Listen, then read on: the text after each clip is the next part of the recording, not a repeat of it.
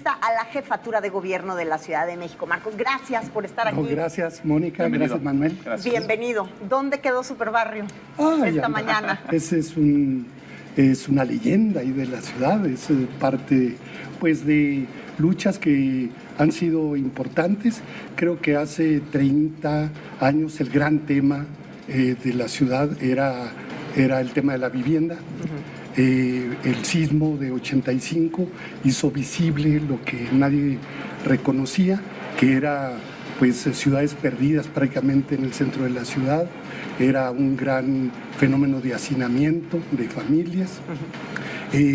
Desde 1976 se habían destruido muchas viviendas con los ejes viales, por ejemplo, más de 15,000.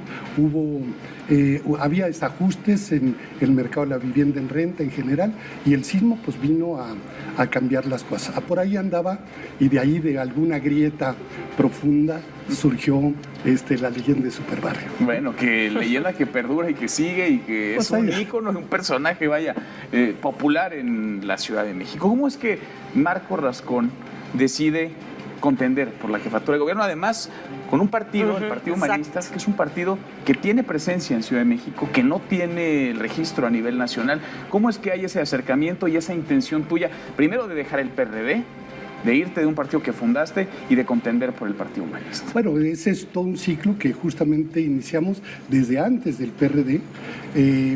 Para nosotros la lucha por los derechos de los habitantes de la ciudad, conjuntamente con toda esta fuerza social que se hizo a partir del terremoto, fue pues las grandes jornadas por el Estado 32, por poder elegir a nuestras autoridades.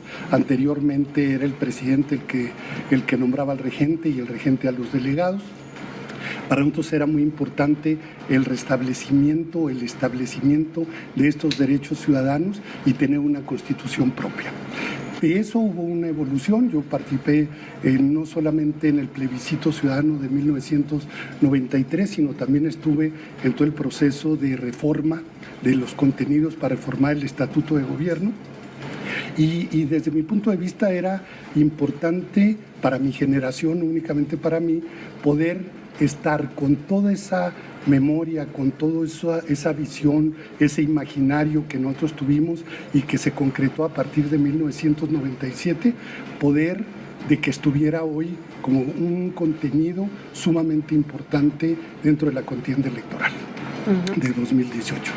Entre tus propuestas llama la atención una en particular. Aquí hemos traído a la mesa infinidad de veces el debate sobre la legalización de la marihuana, sí. Particularmente es una de tus propuestas, sí. Abanderar esta legalización y otras drogas, dice la propuesta. ¿A qué te refieres? Pues bueno, yo creo que junto con todo lo que es la base de la ilegalidad de la marihuana, se ha desarrollado también el consumo de otro tipo de drogas. Hoy todavía incluso la cocaína pura todavía podríamos decir que era una droga orgánica, ¿no? Hoy la cuestión de la química... ¿Pero en tu propuesta sumaría la legalización de la cocaína? Creo que yo lo que estaba planteando era que a partir de los efectos que puede tener sobre el desarrollo de las organizaciones criminales, la violencia que significa el mercado, tenemos que contemplar también los efectos posteriores que pudiera tener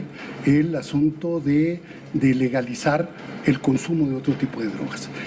Por ejemplo, nada más creo que en Holanda, de la marihuana, hoy hay, por ejemplo, en las calles de Ámsterdam, hay puestos donde los adictos se pueden ir a inyectar de manera legal su dosis de heroína, y eso significa para el Estado la posibilidad de prevenir una cantidad de enfermedades que obviamente también tienen un costo brutal. Y hay muy poco consumo de droga, ¿eh? Bueno, entonces en Holanda, en Ámsterdam, comparado con otros países en donde está prohibido, digamos. Tomemos eso que fue un acontecimiento, y cuando uno llega a Ámsterdam ni lo revisa. Uno entra prácticamente del aeropuerto de Schiphol, pero al salir lo van y lo revisan porque no puede salir un gramo ni de marihuana ni de nada. Es decir, que llegar a un aeropuerto diciendo que se viene de Ámsterdam y traer algo de droga es una afrenta grandísima para los propios holandeses. Pero entonces, digamos, en tu agenda estarían estos temas, los progresistas, los de vanguardia, estos asuntos que muchas veces la izquierda, por un cálculo electoral, ha ido dejando de lado. Y creo que una aclaración así pequeña. Se me ha criticado porque no son atribuciones del jefe de gobierno. O sea, si se legaliza o no se legaliza. No lo son, pero son propuestas. Miguel Ángel Mancera las propuso, claro. por ejemplo. Pero yo creo que la ciudad esté a favor, que el gobierno de la ciudad, el jefe de gobierno esté a favor de una política de nueva agenda como es la legalización, creo que es sumamente importante para ver todas las implicaciones que tiene, incluso para la paz y la seguridad de la ciudad, entre otras cosas. Sin duda. Ahora, nada más para retomar. Sí. Estábamos observando, desde el inicio de esta contienda parece estar encabezada y polarizada entre dos mujeres. ¿A qué va Marco Rascón a esta contienda? Bueno, yo quiero decir que no es tanto el tema nada más de las dos mujeres, sino las fuerzas que de alguna manera ellas representan y cómo han estado moviéndose en el último tiempo. Yo creo que tanto PRD como Morena, que han sido las fuerzas gobernantes que vienen también de ese amplio movimiento democrático en la ciudad, pues han perdido la visión del futuro de la ciudad. Para ellas son más importantes sus intereses políticos, partidarios y su propia disputa en a ver quién es peor. Creo que es un mal pleito de familia, como lo han estado desarrollando. Este lenguaje que no tiene nada que ver con una cultura democrática, que es a sillazos, a insultos, demandas. Hoy ya con la demanda de Miquel Arriola ya empezó a judicializarse el proceso de demandas, etcétera, cuando yo creo que la tarea de los candidatos y de los partidos es llevar la mayor información de las implicaciones que va a tener el gobierno de uno u otro con respecto al futuro de la Ciudad de México. Ya para terminar, ¿en qué qué vas a privilegiar en tu agenda de campaña? Mira, diálogo. De eventos. Mucho diálogo. Yo no creo, por ejemplo, en las grandes concentraciones. No quiero concentraciones espejo de ir a decir. Yo creo que el culto a la falta de personalidad ya tenemos que acabarlo. Si en China había y en otras partes había culto a la personalidad, aquí hemos ido creando un culto a la falta de personalidad. Y es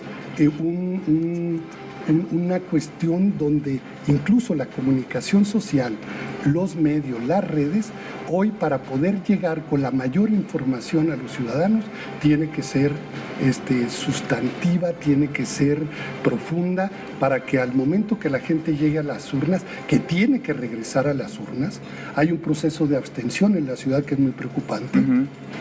Junto al tema de la violencia contra candidatos, creo que es una cosa muy grave, es el alejamiento de los ciudadanos de las urnas. Nada más una última pregunta sobre lo que dice Manuel, y tiene la razón. En este momento el proceso está polarizado entre dos mujeres, entre dos coaliciones. ¿Tú te sumarías al proyecto de alguna de ellas? No, porque creo que están agotados. Yo creo que nosotros tenemos una agenda distinta y sobre todo mis diferencias creo que a lo largo de la campaña van a ir quedando claras, pero también me queda muy claro que sus fuerzas van a seguir existiendo. Lo que sí necesitamos para el futuro son acuerdos con todas las fuerzas políticas. Para el agua, la movilidad, la infraestructura, el desarrollo, la seguridad, necesitamos acuerdos que vayan más allá incluso del propio sexenio. Entonces vas a llegar a la boleta. El 1 de julio ya estoy en la boleta ahí. Y entonces oye, decías de personajes, importan las ausencias y las presencias. Me llamó la atención en tu registro el ingeniero Cuauhtémoc Cárdenas, que tiene entonces candidato a la jefatura de gobierno. Pues creo que sí. Sí, y bueno, y no es una cuestión inventada, es un proceso y una coincidencia y una lucha común pues de más de 30 años, donde hemos estado pues en muchas batallas y sobre todo conceptuales, y tratando de privilegiar que las ideas, las propuestas vayan mucho más adelante que la cuestión de los insultos y las diatribas, ¿no? Muy bien. Pues Marco Rascón, candidato al gobierno de la Ciudad de México por el Partido Humanista, muchísimas gracias. Gracias. Gracias. Nos vamos con esto a una pausa. Va a ser muy breve. Regresamos, no se vayan.